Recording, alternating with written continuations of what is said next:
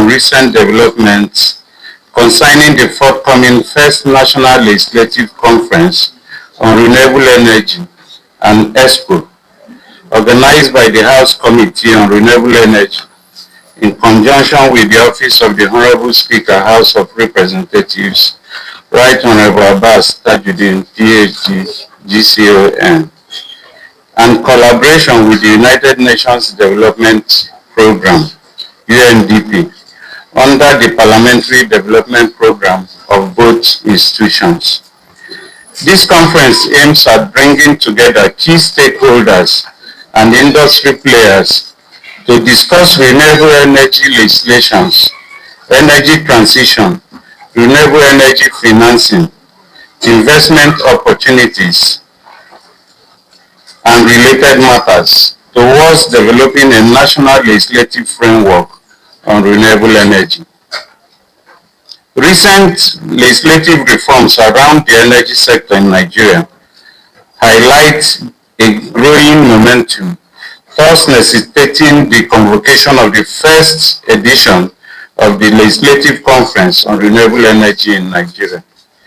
The Fifth Alteration Bill 2022, number 33, now law, empowers states to legislate on electricity generation, transmission and distribution within areas covered by the national grid, an authority previously limited to off-grid areas.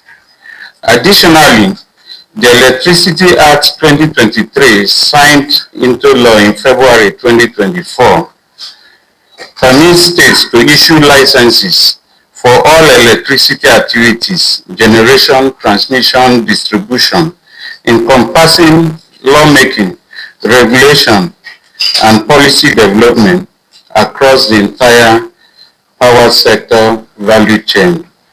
The new National Integrated Electricity Policy 2025 provides an even clearer framework that states need to adopt as they set in place their new electricity markets. It is expected that in doing so, renewables will form a large part of the emerging investment opportunities. This is so especially as distributed off-grid solutions powered by solar are Nigeria's least cost solutions for underserved and unserved communities.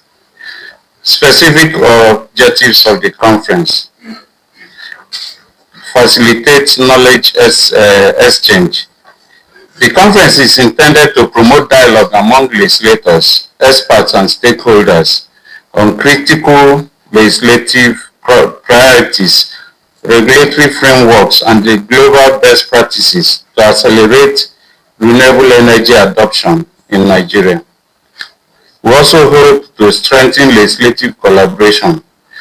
We intend to do this by establishing a coordinated platform for federal and state lawmakers to harmonize policies, address regulatory bottlenecks, and align efforts in advancing Nigeria's renewable energy transition.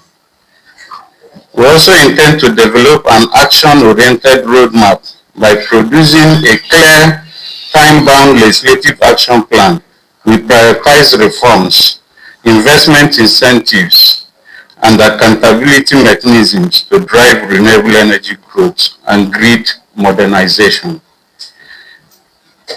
The International Parliamentary Union, IPU, will be participating.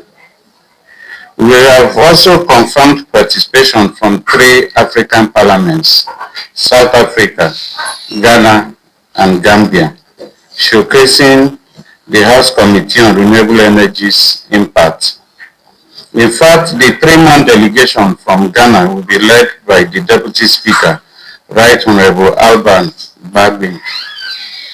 Also includes a Netherlands-based knowledge platform will host a Pan-African legislative dialogue session on renewable energy to be chaired by the Right Honorable Speaker, Tajuddin Abbas, PhD.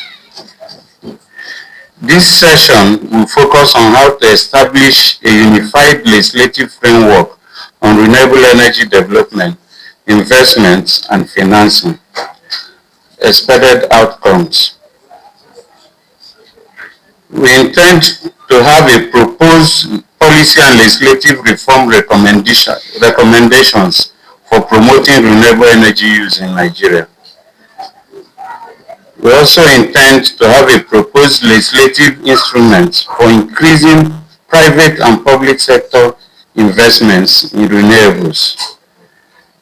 We also hope to strengthen collaboration and coordination between federal and state governments at legislative levels in the energy sector, as well as increase public understanding and awareness on the importance of the legislature in renewable energy roadmap agenda, just as well as a robust implementation roadmap for action and a system for tracking progress. On the sidelines will be a renewable energy technology showcase demonstrating the advances in renewables and opportunities for business partnerships. I thank you for listening.